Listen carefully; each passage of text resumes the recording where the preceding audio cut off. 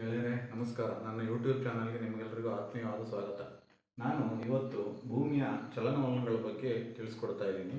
ಭೂಮಿಗೆ ಎರಡು ರೀತಿಯ ಚಲನೆಗಳಿದ್ದಾವೆ. ಒಂದು ತನ್ನ ಅಕ್ಷದ ಮೇಲೆ ಸುತ್ತುವ ಚಲನೆ, 24 ಗಂಟೆಗೊಮ್ಮೆ ಅಕ್ಷದ ಮೇಲೆ ಒಂದು ಸುತ್ತುತ್ತೆ. ಅದರಿಂದ ಹಗಲು ಮತ್ತು ರಾತ್ರಿಗಳಾಗುತ್ತೆ ಅನ್ನೋದನ್ನು ನಾವು ತಿಳ್ಕೊಂಡಿದ್ದೀವಿ.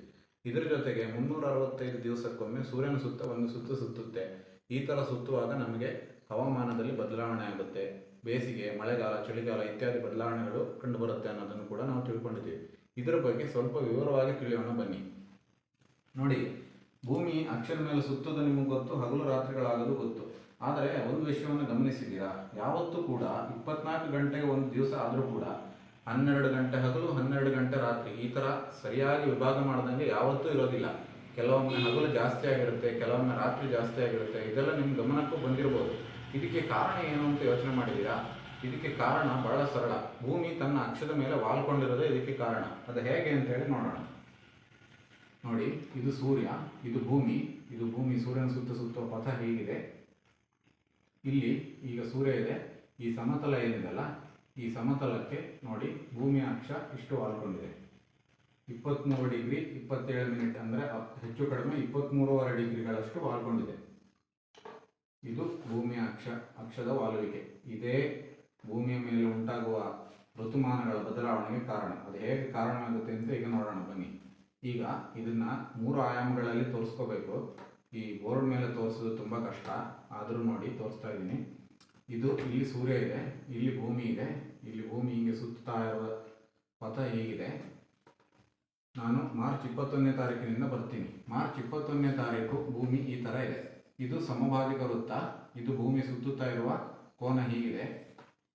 ಈಗ ಏನಿದೆ ಅಂದರೆ, ಈ ಭೂಮಿ ಸುತ್ತೋ ಕೋನ ಏನಿದೆಯಲ್ಲ, ಇದು ಸೂರ್ಯನಿಗೆ ಎದುರಾಗಿರುತ್ತೆ. ಹಾಗಾಗಿ ಸೂರ್ಯನ ಕಿರಣಗಳು ಈ ಥರ ಭೂಮಿ ಮೇಲೆ ನೇರವಾಗಿ ಬೀಳ್ತವೆ.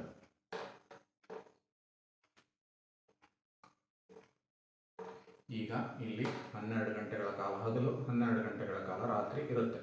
ಇದನ್ನು ನಾವು ವಸಂತ ವಿಷುವ ಅಂತ ಕರಿತೀವಿ. ಇದು ವಸಂತ ವಿಷುವ ಅಥವಾ ವರ್ನಲ್ ಈಕ್ವಿನಾಕ್ಸ್ ಅಂತ ಕರೆಯೋದು. ಇದು ನೋಡಿ, ಭೂಮಿ ಇಲ್ಲಿಂದ ಹೀಗೆ ಸೂರ್ಯನ ಸುತ್ತ ಹೀಗೆ ಬರುತ್ತೆ.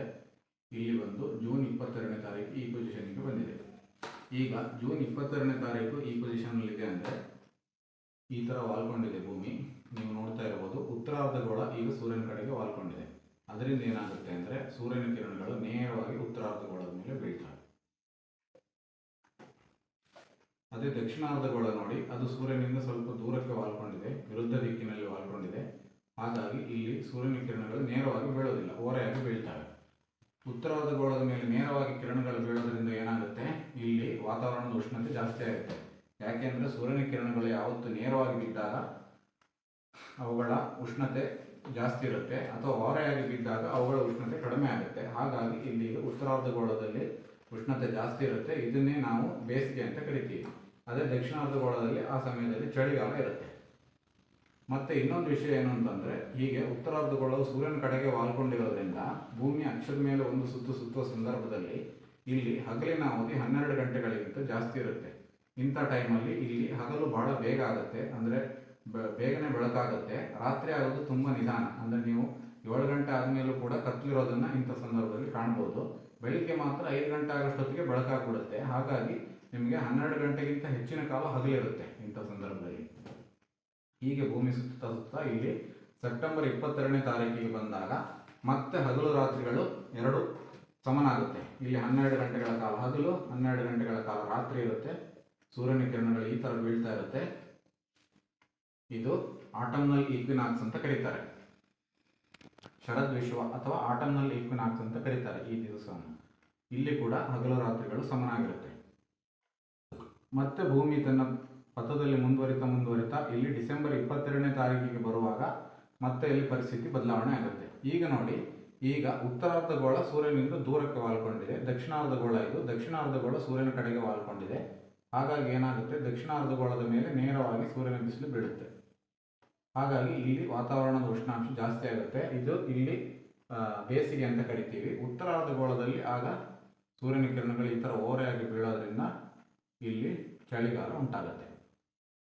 ಇದರ ಜೊತೆಗೆ ಇಲ್ಲಿ ನೀವು ನೋಡ್ತಾ ಇರಬಹುದು, ಉತ್ತರಾರ್ಧಗೋಳದಲ್ಲಿ ಇಲ್ಲಿ ಉತ್ತರ ಧ್ರುವದ ಏನಿದೆ, ಈ ಉತ್ತರ ಧ್ರುವ ಸೂರ್ಯನಿಂದ ಸಂಪೂರ್ಣ ವಿರುದ್ಧ ದಿಕ್ಕಿನಲ್ಲಿ ವಾಲ್ಕೊಂಡಿರೋದ್ರಿಂದ ಈಗ ಭೂಮಿ ತನ್ನ ಅಕ್ಷದ ಮೇಲೆ ಒಂದು ಸುತ್ತು ಸುತ್ತಿದ್ರೂ ಕೂಡ ಈ ಉತ್ತರಾರ್ಧಗೋಳದ ಮೇಲೆ ಬಿಸಿಲು ಬೀಳೋದೇ ಇಲ್ಲ.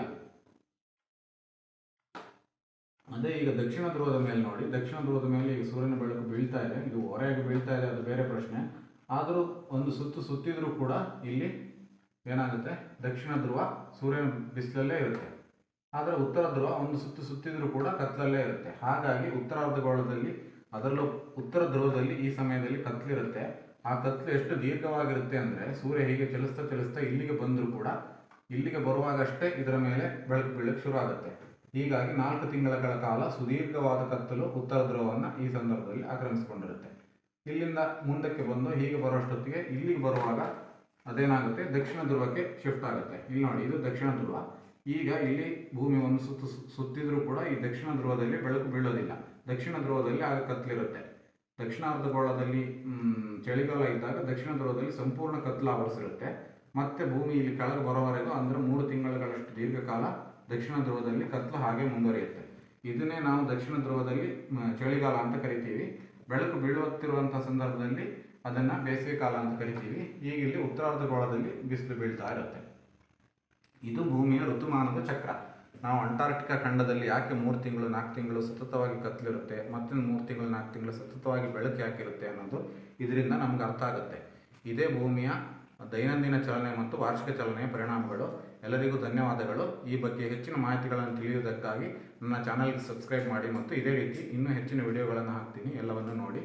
ಎಲ್ಲರಿಗೂ ನಮಸ್ಕಾರ.